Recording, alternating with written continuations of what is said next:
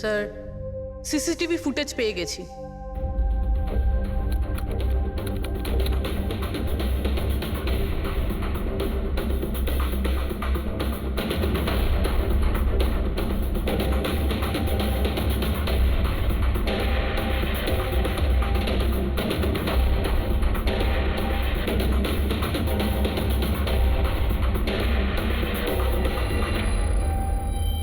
এ তো খালি। কিন্তু স্যার আমি সত্যি কথা বলছি, আমায় বিশ্বাস করুন, আমি ছিলাম অফিসে। আমি বুঝতে পারছি না কেন আমায় দেখা যাচ্ছে না স্যার। মিস্টার রঞ্জন, আইন বিশ্বাসের উপর চলে না, প্রমাণ চাই। আপনার অফিসের যে ফুটেজ সেটা সবার সামনে, আপনি ওখানে নেই। তার মানে এটাই হচ্ছে যে আপনার মিসেস যেটা বলছে সেটাই সত্যি।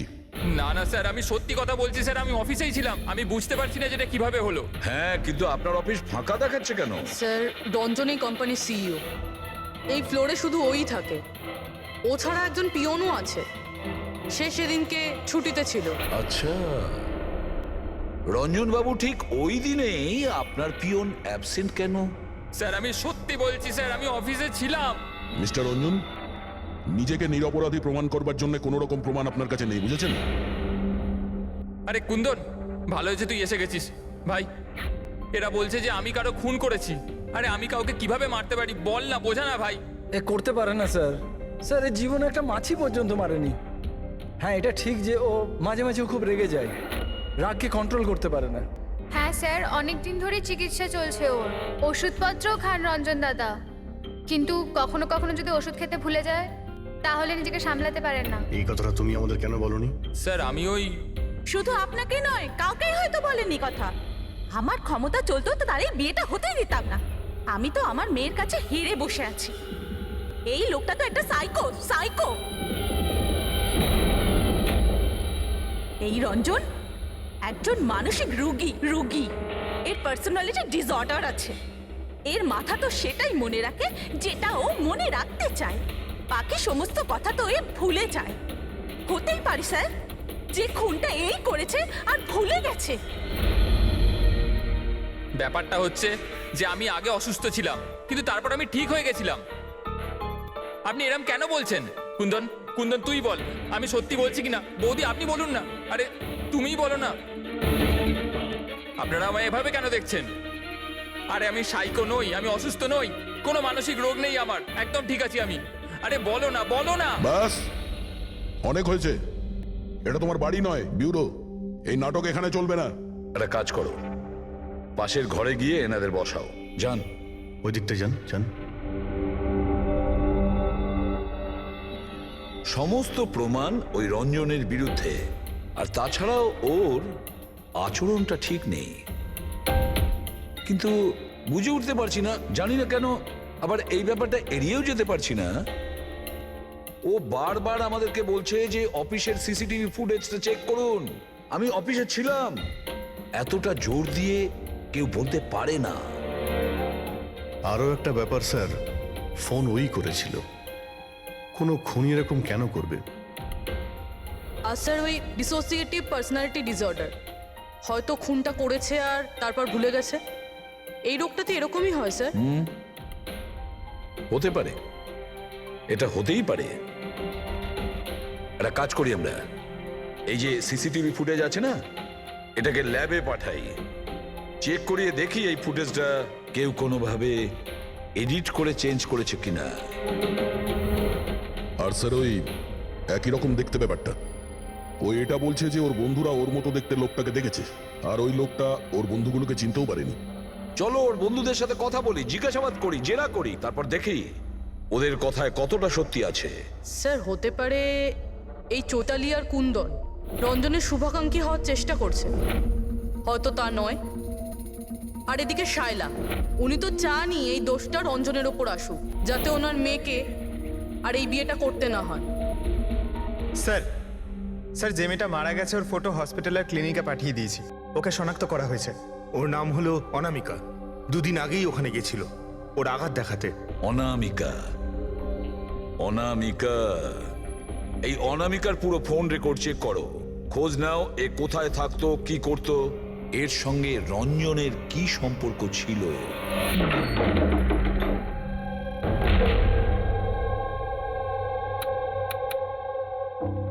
স্যার অনামিকা হসপিটালে এই অ্যাড্রেসটাই দিয়েছিল। এবার কি করি? দেখা যাক, কোনো প্রমাণ নিশ্চয়ই পাবো। একটু আশেপাশে দেখো কোনো প্রতিবেশী আছে কিনা। হ্যাঁ,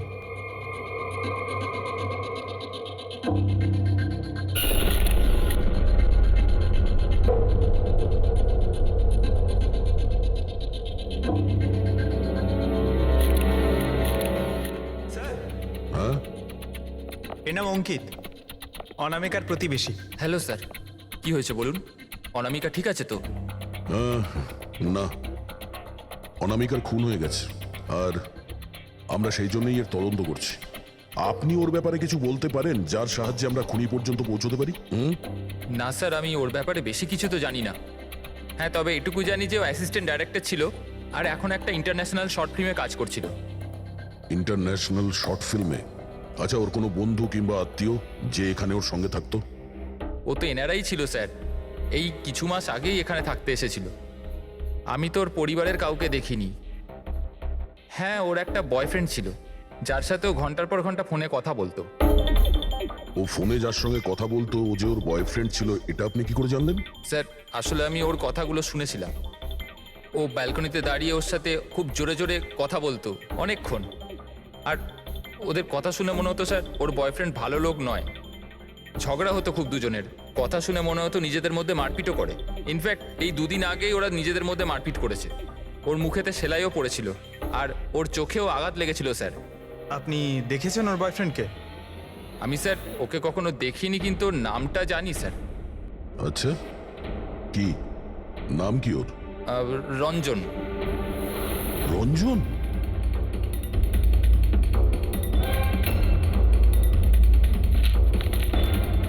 স্যার, হ্যাঁ, এই দেখুন, এই অনামিকার পাসপোর্টে এই বার্সেলোনার ভিসা লাগানো রয়েছে। বার্সেলোনা? এ কি স্পেনে যেতে চাইছিল নাকি? স্যার, অনামিকা স্পেন থেকেই এসেছিল স্যার। আমি ওদের কথা শুনেছিলাম।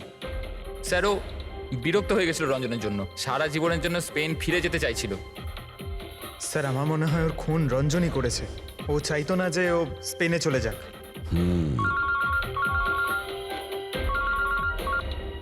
হ্যালো? স্যার, অনামিকার ফোন রেকর্ডস পাওয়া গেছে। একটা নাম্বারে যেটাতে ও সবচেয়ে বেশি কথা বলতো সেটা রঞ্জনের কোম্পানির নামে রেজিস্টার্ড আছে। ও, রঞ্জন, একটা কাজ করো, অনামিকার ফোনের শেষ লোকেশনটা কোথায় ছিল সেটা বার করো। অনামিকা কাল রাত্রে আপনার হোটেলে ছিল? I am not sure sir, ছিল না? আমার তো মনে হয় না। ঠিক আছে, আমাদের আপনার হোটেলের সিসিটিভি ফুটেজটা চেক করতে হবে। Sure sir.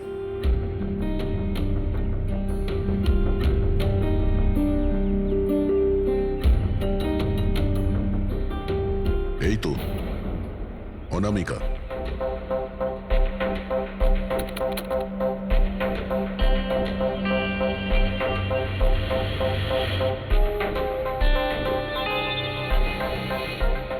এটা কি ব্যাপার? ও ভেতরে গেল একটা হ্যান্ডব্যাগ নিয়ে আর বাইরে এলো একটা লাগেজ নিয়ে। আর সঙ্গে এই ছেলেটাকে? স্যার, ও তো আমাদের বেল বয়। ওয়েল বয় কোথায় আছে এখন? কাল রাত্রে তুমি যখন ওই মেয়েটার লাগেজ নিয়ে বাইরে যাচ্ছিলে তখন ওর জন্য কেউ অপেক্ষা করছিল বাইরে? হ্যাঁ স্যার, একজন লোক তো ছিল, ওর জন্য ওয়েট করছিল। কে ছিল? লম্বা রোগা করে একজন ছিল। লম্বা রোগা করে? এ ছিল ওই লোকটা? স্যার, মনে হচ্ছে তো এরকমই ছিল। দেখে তাই মনে হচ্ছিল মানে? স্যার, ও দূরে দাঁড়িয়ে ছিল তাই আমি ঠিকমতো দেখতে পাইনি। ও, তার মানে এই রঞ্জন, ও আমাদের মিথ্যে কথা বলেছে। ও অনামিকাকে আগে থেকেই চিনতো, আর শেষবার অনামিকা ওর সাথেই ছিল। রঞ্জন বলছে যে আপনারা ওকে আলাদা আলাদা জায়গাতে দেখেছিলেন, কিন্তু ও বলছে ও ওখানে ছিলই না। ব্যাপারটা কি বলুন তো? স্যার, আমি একদিন কফি শপে কফি খাচ্ছিলাম, আমি দেখলাম যে রঞ্জন বাইরে কারোর সাথে কথা বলছে। রঞ্জন, রঞ্জন, এই রঞ্জন! স্যার, আমি যখন ওকে ডাকলাম ও জানি না কেন আমার কথা না শুনে অন্যদিকে চলে গেল। রঞ্জন! কিন্তু স্যার যখন আমি এই ব্যাপারে ওর সঙ্গে কথা বললাম তখন ও বললো যে ওখানে ছিলই না। আমি জানি না ওখানে মিথ্যে কথা বললো। আর লীলা দেবী, আপনি ওকে আপনি কোথায় দেখেছিলেন? কান্দিওয়ালাতে একটা জুয়েলারি শপে। ওর সঙ্গে একটা মেয়েও ছিল। রঞ্জন, রঞ্জন। আচ্ছা,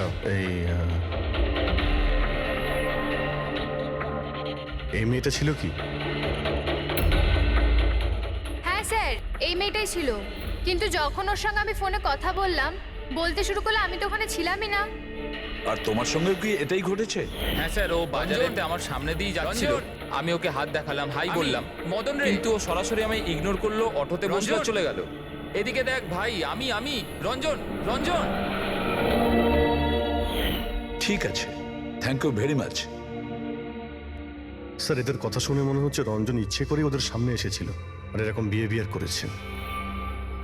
কিন্তু অভিজিৎ, কি কারণ হতে পারে? এরকম ব্যবহার কেন রঞ্জন করেছিল? না না না না, কিছু না কিছু গোলমাল তো নিশ্চয়ই আছে অভিজিৎ। যেখানে যেখানে এরা রঞ্জনকে দেখেছে না, দেখি ওখানে কোনো সিসিটিভি ফুটেজ পাওয়া যায় কিনা।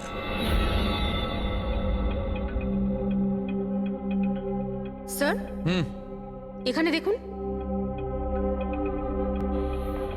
হ্যাঁ শালুকে, বস কি পেলে? এই অস্ত্রের ওপর আর কাপড়ে যে রক্ত পাওয়া গেছে সেটা অনামিকারই। মনে হচ্ছে অঞ্জলি সত্যি বলেছে। এটার ব্যবহার অনামিকাকে খুন করার জন্যে আর ওর লাশটাকে লুকানোর জন্য করা হয়েছে। আচ্ছা, রঞ্জনের বিরুদ্ধে কোনো প্রমাণ? হ্যাঁ স্যার, রঞ্জনের ফিঙ্গারপ্রিন্টস পাওয়া গেছে। একটা তো এই টুল বক্সে, আর দ্বিতীয়টা গাড়ির ডিক্কিতে, যেখানে অনামিকার রক্তও পাওয়া গিয়েছিল। তার মানে রঞ্জন অঞ্জলির সঙ্গে ছিল। এটা তো খুব সহজ সরল প্রমাণ। অঞ্জলি সত্যি কথা বলা আর রঞ্জনকে খুনি প্রমাণ করা। কিন্তু বস, আরো অনেক কিছু পাওয়া গেছে। কি? স্যার, আমরা একটা বিশেষ ধরনের পলিমার আর সিলিকনের ট্রেসেসও পেয়েছি, যেটা সাধারণত অদ্ভুত ব্যাপার। সিলিকন আর পলিমার, এটা তো সত্যিই অদ্ভুত ব্যাপার। আরো একটা বিশেষ কথা দেখাচ্ছি, এসো। এই কেমিক্যাল, বস, এই বিশেষ কেমিক্যালটা আমরা সব জায়গায় পেয়েছি।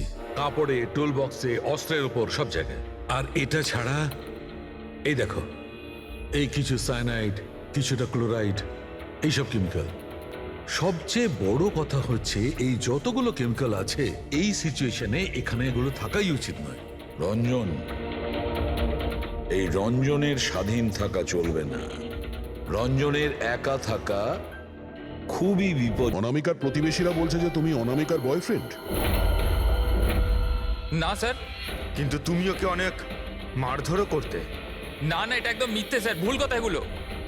লোকে আমার নামে বিভিন্ন কথা বলে বেড়ায়, কিন্তু সত্যিটা তো হলো যে আমি কোনো অনামিকাকে চিনি না।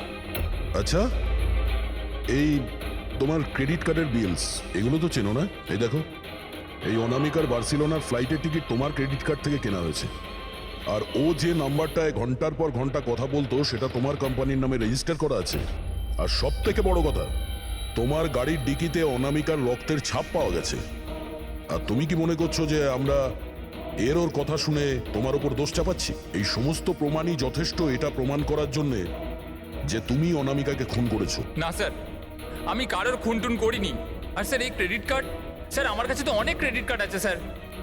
আর স্যার, আমি আজ অব্দি আমার ক্রেডিট কার্ড দিয়ে কখনো বার্সেলোনার টিকিট বুক করিনি। তাহলে উল্টোপাল্টা কথা বলা বন্ধ করো রঞ্জন। অনামিকা তোমার গার্লফ্রেন্ড ছিল আর তোমার জন্য বিপদ হয়ে দাঁড়িয়েছিল, আর ওর হাত থেকে মুক্তি পাওয়ার জন্য তুমি ওকে খুন করে দিলে। আর শুধু খুন করলে না, তার সাথে আমাকেও ফাঁসিয়ে দিলে। না, আমি এরম করিনি অঞ্জলি, আমার কথাটা বোঝার চেষ্টা করো তুমি। বৌদি, মানছি যে সমস্ত প্রমাণ এটাই ইঙ্গিত করছে যে রঞ্জনই খুনটা করেছে, কিন্তু কিছু প্রমাণিত হয়নি এখনো। আপনারা প্লিজ আমাদের কাজ করতে দিন। দেখো রঞ্জন, তোমার নির্দোষ হওয়ার কোনো প্রমাণ তোমার কাছে নেই। আর খুনের সময় তুমি কোথায় ছিলে এর কোনো সাক্ষীও নেই।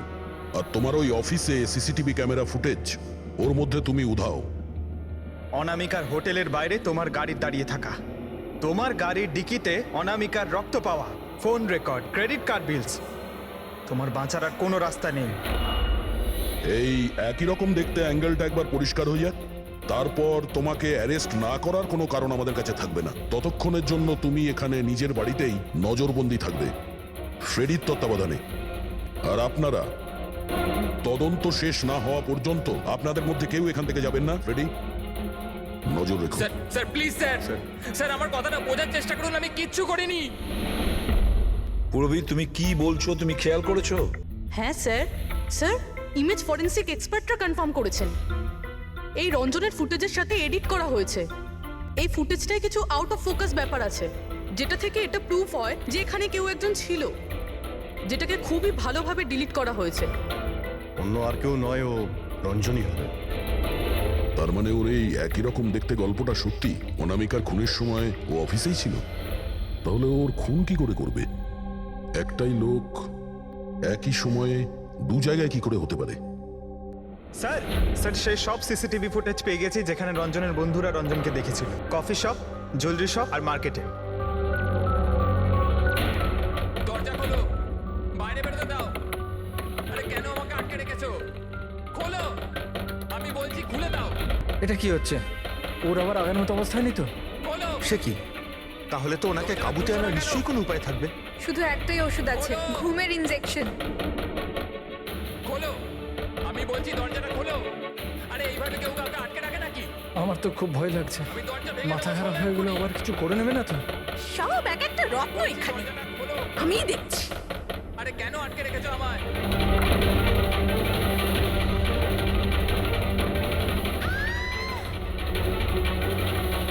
এই রঞ্জন, এই রঞ্জন, রঞ্জন দাঁড়াও বলছি। মা মা মা, আস্তে আস্তে আস্তে। ও মাই গড, এটা কি করে হলো? আমি ডাক্তারের খবর দিচ্ছি। হ্যাঁ, তুমি ঠিক আছো তো মা? ও মাই গড, কি করে লাগলো তোমার? স্যার এটা কফি শপের ফুটেজ।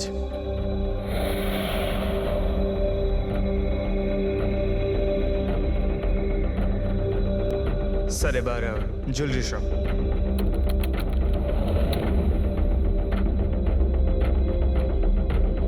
এটার সঙ্গে অনামিকাও ছিল। এখনো পর্যন্ত সবকিছু তো নর্মালি লাগছে।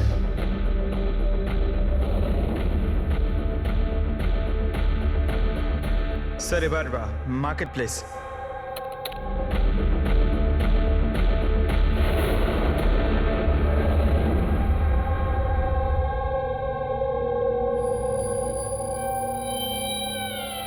পঙ্কজ, একটু রিওয়াইন্ড করো।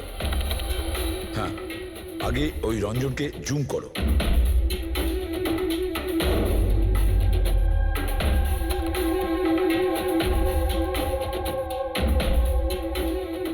এই দেখো, এর এর হাঁটা চল একটু আলাদা।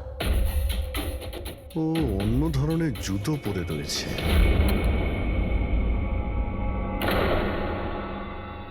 কিন্তু এটা কি? দয়া ওয়াকিং বুট পরেছে, ওয়াকিং বুট। যার পায়ের হাড়ে কোনো প্রবলেম থাকে না, সে ওই ওয়াকিং বুট পরে।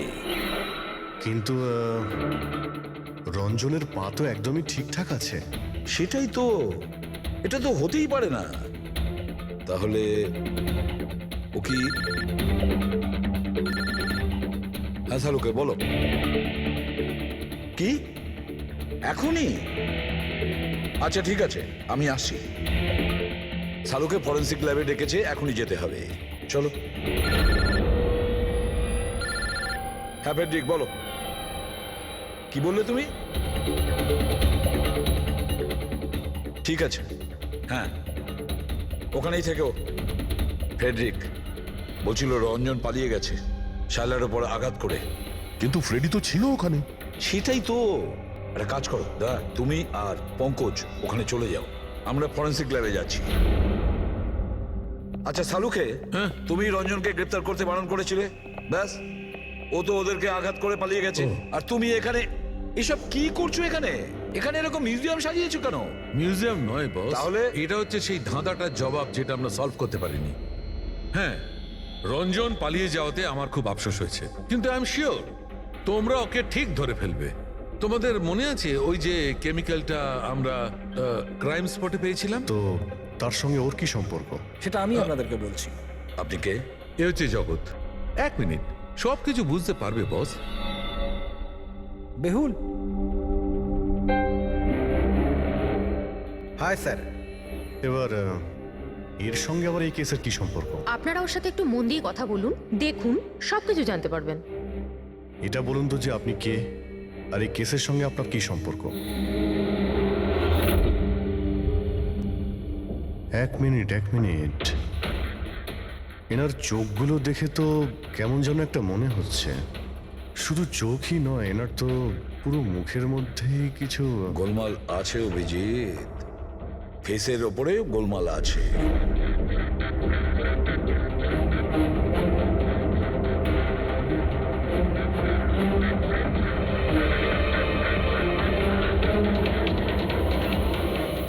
ও থ্যাংক ইউ বেহুল। এটা কি?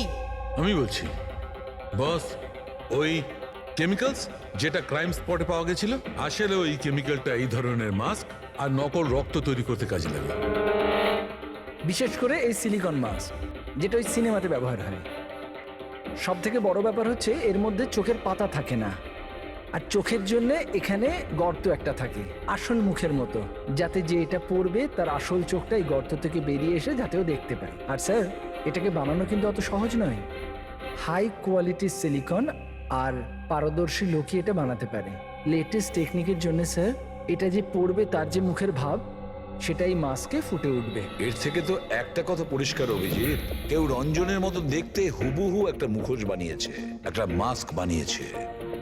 রঞ্জনের মতো হাইটের কেউ ওরই মুখের মতো কোনো মাস্ক বানিয়েছিল আর লোকেদের বোকা বানাচ্ছিল। হ্যাঁ, আর সেই জন্যই সবাইকেও দূর থেকে দেখা দিয়েছিল, কারণ যদি কাছে আসতো তাহলে সবাই বুঝে যেত ও কোনো মাস্ক পরে আছে। আর স্যার অঞ্জলি, ও তোর সাথেই ছিল, ওর সাথে কথাও হয়েছে, ওর সাথে লাশটা লুকোনোর চেষ্টা করেছে। ওর মুখে রক্তও লেগেছিল, আর ওখানে লাশগুলোকে কাটছিল আর লুকিয়ে রাখার চেষ্টাও করেছিল। তাই হয়তো তাড়াহুড়োতে কোনো খেয়ালই করেনি। আর তাছাড়াও এই যে একই রকম দেখতে না, নিশ্চয়ই ওর পায়ের হাড়ে কোনো প্রবলেম ছিল, তাই ও ওয়াকিং বুট পরেছিল। আর এই মাস্ক তৈরি করাও এত সহজ নয়। স্যার, এই মাস্ক ফিল্ম প্রজেক্টেই কাজে লাগে। ও হ্যাঁ, তবে এটুকু জানি যে ও অ্যাসিস্ট্যান্ট ডাইরেক্টর ছিল আর এখন একটা ইন্টারন্যাশনাল শর্ট ফিল্মে কাজ করছিল। স্যার, দয়া বলছিল যে অনামিকা ও নাকি কোন ইন্টারন্যাশনাল শর্ট ফিল্মে কাজ করছিল। ওর পক্ষে এগুলো করা তো খুবই সহজ। তার মানে ও রঞ্জনের গার্লফ্রেন্ড ছিল না, ওকে নিজেরই খুনে ফাঁসানোর চেষ্টা করেছিল। সেই জন্যই ও বেল বয়কে গাড়ি অব্দি নিয়ে গিয়েছিল। স্যার, নিজের প্রতিবেশীর সামনে রঞ্জনের সাথে ফোনে কথা বলার নাটক করেছিল। মানলাম অভিজিৎ, আমি মানলাম, কিন্তু কেউ নিজের মৃত্যুর ষড়যন্ত্র নিজে কেন করবে? মানে আমি বলতে চাইছি, অনামিকা তার নিজের মৃত্যু কেন নিজে ডেকে আনবে? না না না না, কিছু তো একটা গোলমাল আছেই। কেউ তো একজন আছে যে অনামিকাকে শিখণ্ডি খাড়া করেছে, আর সেই পুরো কেসটার মাস্টার মাইন্ড, বুঝেছো? আপনাদের মাথা খারাপ আছে? ফ্রেডি ইনজেকশন নেওয়ার জন্য ভেতরে গেছে, আর তোমরা ওই লোকটাকে ছেড়ে দিলে। আমরা তোকে পালাতে দিইনি, আমরা কি দরজা খোলার কি দরকার ছিল? ওই লোকটা যে মানসিক অবস্থা নিয়ে এখান থেকে পালিয়ে গেছে, কে জানে কার সাথে কি করে দেবে। শায়লা দেবীর ওপর হামলা করেই দিয়েছে। স্যার, একটা কথা বুঝতে পারলাম না, ওরা তোমাদের দুজনের সামনে থেকে পালালো আর তোমরা ধরতে পারলে না ওদের? স্যার, আমরা খুব ভয় পেয়ে গেছিলাম, আর সব কিছু এত তাড়াতাড়ি হলো। স্যার, আমরা যদি মাঝখানে আসতাম তাহলে আমাদের উপরও তো হামলা করতে পারতো না স্যার। হ্যাঁ, যেমন ভাবে আন্টিকে হামলা করেছিল আমাদেরও করতে তাহলে। হ্যাঁ,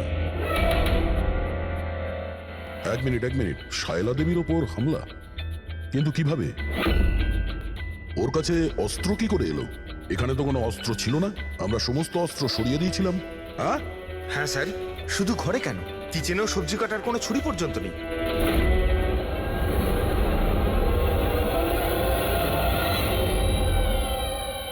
স্যার, এ হলো আমাদের প্রোডাকশন হাউসের মেকআপ আর্টিস্ট, আর স্যার এ মাস্ক বানাতেও এক্সপার্ট। তুমি অনামিকার জন্য মাস্ক বানিয়েছিলে, তাই না? বানিয়েছিলে কি না? হ্যাঁ স্যার, উনি আমাকে টাকা দিয়েছিলেন, আর এটা তো আমার কাজই স্যার। তাহলে এটাও বলে ফেলো যে কাজটা কার জন্য করেছিল, এই মাস্কটা কার পরার কথা ছিল। বলো বলো, তাড়াতাড়ি বলো, সময় নেই আমাদের। আর হ্যাঁ, যার মুখের তুমি মাস্ক বানাও তার মাপ নেওয়ার দরকার আছে, ম্যাপিং করার দরকার আছে।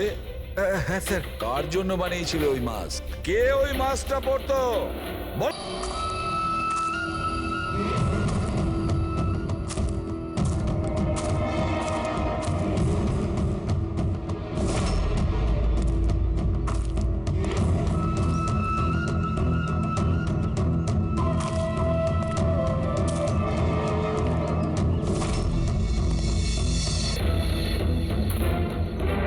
কে তুমি? হ্যাঁ, কে তুমি? কি চাও? কেন আমাকে বেঁধে রেখেছো? আমার তো মনে হয়েছিল আমাকে দেখে তুমি খুব খুশি হবে, কারণ আমিই তো হচ্ছি সে যাকে তুমি খুঁজে চলেছ। তোমারই আর এক রূপ। রূপ? কিন্তু তোমার মুখ তো আমার সাথে মেলে না। কারণ এটাই, আমি তোমার মতন মুখের মাস্ক পরে নেই এখন, নাহলে তুমি আমাকে চিনতে পারতে না যে আসল তুমি না আমি। আর একটা কথা, আমি তোমার আওয়াজে কথাও বলতে পারি। কিন্তু তুমি এমন কেন করছো? যাতে অনামিকার খুনের জন্য তোমার জেল হয়ে যায়। কিন্তু আমার তোমার সাথে কি শত্রুতা? আমি তো তোমাকে চিনি অবধি না। ওসব জেনে তুমি কি করবে? এখন তো শুধু এটুকুনি জেনে রাখো যে আমার এত পরিশ্রমে সিআইডির লোকেরা জল ঢেলে দিয়েছে, আর আমার কাছে শুধুমাত্র এখন একটাই রাস্তা বাকি আছে, যে তোমাকে আমি মেরে ফেলবো। না! সিআইডি, তোমরা এখানে কি করে? তোমাকে ফলো করতে করতে এখানে পৌঁছেছি। ওই মেকআপ ম্যান সবকিছু বলে দিয়েছে তোমার ব্যাপারে। খুব ভুল করেছো তোমরা এখানে এসে।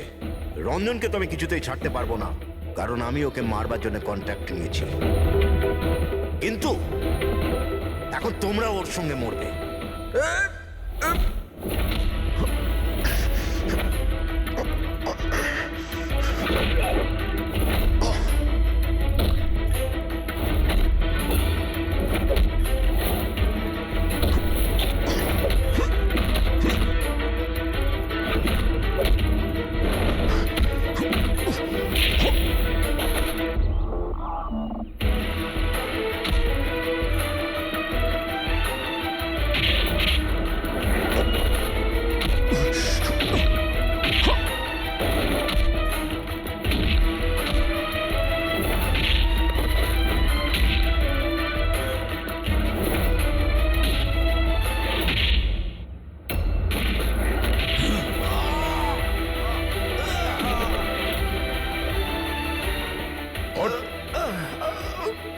তোকে মারার কন্ট্রাক্ট দিয়েছিল?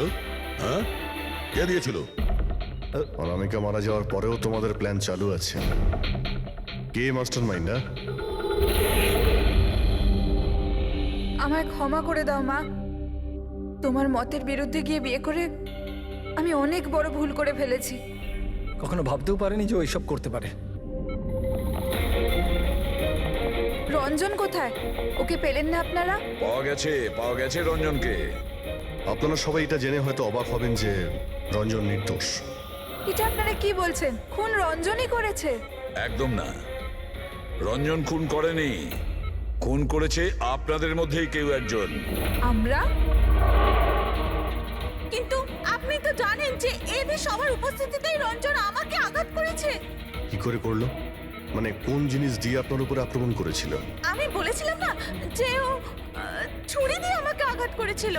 কিন্তু ছুরি তো ছিল না ঘরে, আমরা সমস্ত অস্ত্র সরিয়ে দিয়েছিলাম আগে থেকেই। আপনার এই আঘাত ছুরি দিয়ে নয়, বরং নেইল ফাইল, নখ কাটার জন্য যেটা ব্যবহার করা হয়, আপনার এই আঘাত সেটা থেকে লেগেছে। মনে হচ্ছে উনি এখনো কনফিউজড। কোনো ব্যাপার নয়, ওনাকে আমরা সাহায্য করছি। ফ্রেডি,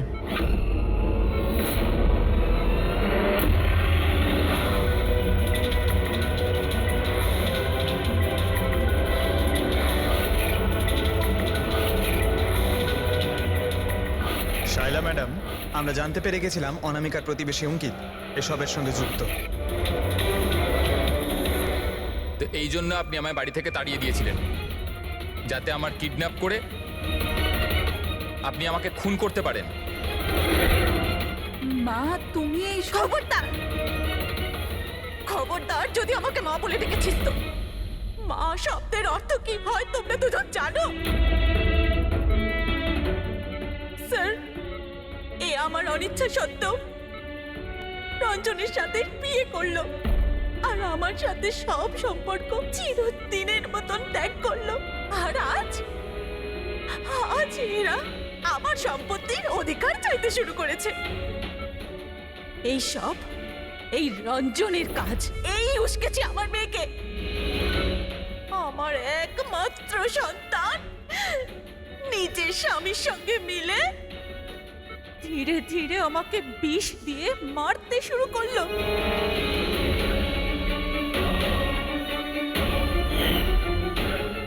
দুপোটা তাড়াতাড়ি করো অঞ্জলি, এটা নিয়ে গিয়ে মায়ের ঘরে রেখে দাও, যাও।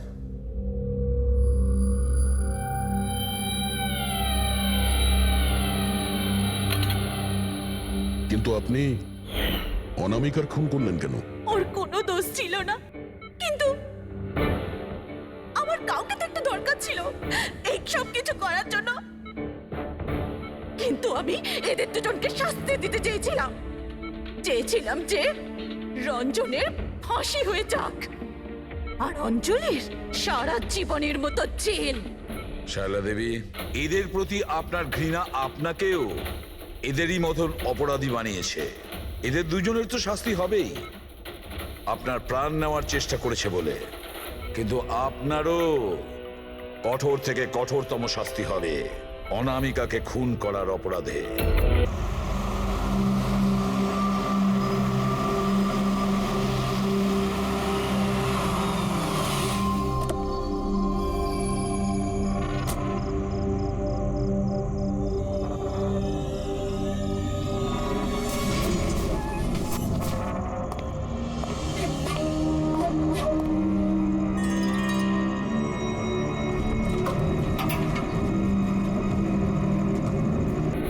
এরকম হতে পারে না। এবার কি হবে? আমার খুব বড় ভুল হয়ে গেছে।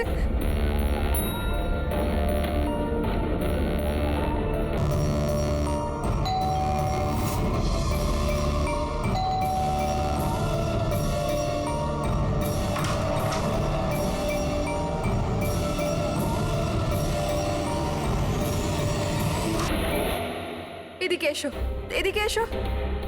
সব সব ঠিক আছে তো? তোমায় এভাবে কেউ দেখেনি তো? কেউ সন্দেহ করেনি তো? হ্যাঁ, সন্দেহ? বলো। কেমন সন্দেহ? কি অঞ্জলি, তুমি কাঁদছো কেন? আর তোমার চোখগুলো এরকম বসে গেছে কেন? তুমি এত কাঁপছো কেন? কি হয়েছে? তুমি আমায় জিজ্ঞাসা করছো কি হয়েছে? তুমি জানো না কি হয়েছে?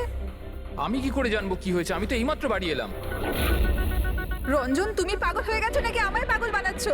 এত বড় ঘটনা ঘটে গেল আমাদের সাথে আর তুমি এমন বিহেভ করছো যে যেন কিছু হয়নি। কি কি খেলা খেলছো তুমি? কি খেলা আরে আমি খেলছো কোনো তুমি? খেলা খেলছি না। কি তখন থেকে বলে চলেছো তুমি? রঞ্জন, কিছু ঘন্টা আগে তুমি খুন করেছো। কি? ওই লাশটা টুকরো করে ওই টুকরোগুলোকে পুকুরে ফেলে দিয়েছো আর তুমি এমন বিহেভ করছো যেন কিছু হয়নি। মনে করো তুমি কেন এমন বিহেভ করছো? অঞ্জলি, তোমার কি হয়েছে? কিছু নেশা টেশা করেছো নাকি তুমি? হ্যাঁ, পাগলের মতো কথা বলছো। আরে কি খুন, কি মার্ডার, কি কি এক মিনিট, এসব? এক what is minute. Wrong with you? এক মিনিট, তোমার জামায় তো রক্ত আর মাথায়, তোমার মাথায় তো চোট লেগেছিল। আর এইসব তুমি জামা কোথায় চেঞ্জ করলে? কোথায় গেল এই সব কিছু? কত রক্ত পাগল হয়ে লেগেছিল। গেছো তুমি? আজ সকালে এই জামাটা পরেই তো গিয়েছিলাম অফিসে। এখন টায়ার্ড হয়ে এত রাতে অফিস থেকে বাড়ি এসেছি, টেনশনে রয়েছে, তুমি উল্টোপাল্টা বলে যাচ্ছ, ইরিটেট করছো আমাকে। আর এইসব কি গল্প তৈরি করছো খুন টুনের? হ্যাঁ রঞ্জন, ভালো করে মনে করো। হ্যাঁ, তুমি আমায় কল করেছিলে আর তুমি খুব ঘাবড়েছিলে। রঞ্জন, তুমি কাঁদছো কেন? সব ঠিক আছে তো? তখনই তুমি নিচে আসতে বলে আর সাথে টুল বক্স আর পরিষ্কার করার কাপড়ও নিয়ে যেতে বলেছিলে। অঞ্জলি, রঞ্জন, এটা কি করে হলো? এত রক্ত, এই চোট, আর তুমি এই সব জিনিস কেন আমাকে আনতে বললে? অফিস থেকে গাড়ি করে বাড়ি আসছিলাম তো রাস্তায় একটা মেয়ে আমার থেকে লিফট চাইলো। আমি ওর সাহায্য করতে গেলাম তো আমার উপর হামলা করে দিল, আমার উপর। আর আর আমি নিজেকে বাঁচানোর জন্য আমি ওর খুন করে দিয়েছি। অঞ্জলি, আমাদের এই লাশটাকে কোথাও একটা লুকাতেই হবে। ওই লাশটা আমরা শহরের বাইরে একটা পুকুরের কাছে নিয়ে গেলাম।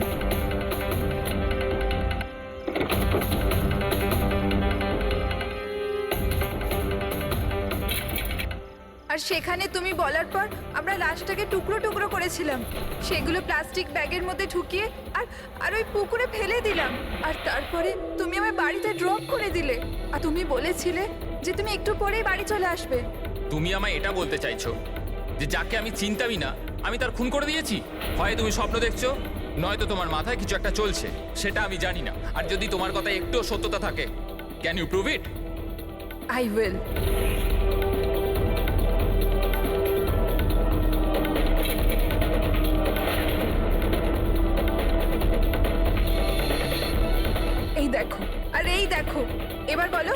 প্রুফ চেয়েছিলে না তুমি?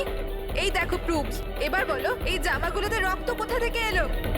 এমনটা নয় তো যে এগুলো তুমিই করেছো আর তুমি আমাকে ফাঁসানোর চেষ্টা করছো? আচ্ছা, এবার আমি বুঝতে পেরেছি তোমরা সবাই মিলে আমার সাথে ইয়ার্কি মারছো না তো?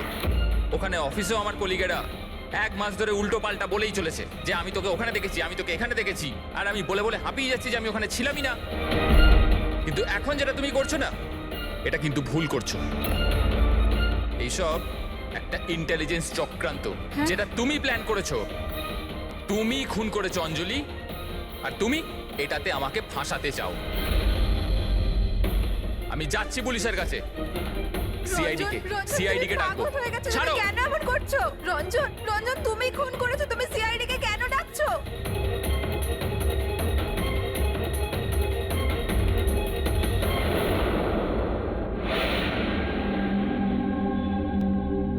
তার মানে আপনি বলতে চাইছেন যে আপনি আপনার স্বামী মানে এনার সাথে মিলে একটা মেয়ের লাশ এই শহরের বাইরে মানে একটা লেকে ফেলেছেন?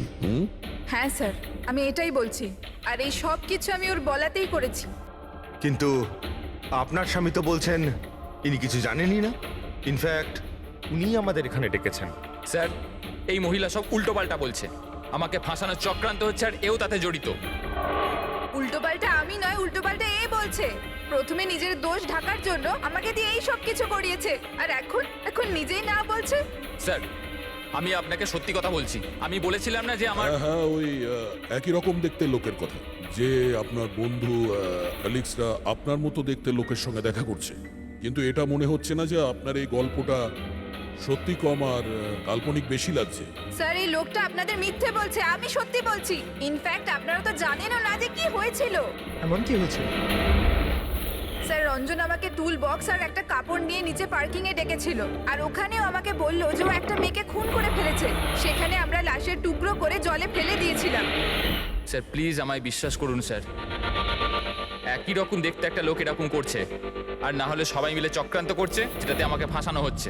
1 মিনিট এক সময়ের জন্য চুপ থাকুন, আর আপনি আপনার গাড়ির চাবিটা দিন এক্ষুনি, এই মুহূর্তে। আর এখান থেকে লিখে যাব। একবার এই এভিডেন্সগুলো ফরেন্সিক ল্যাবে যাক, তাহলেই আমরা জেনে যাব যে আপনাদের দুজনের মধ্যে কে সত্যি বলছে আর কে মিথ্যে বলছে।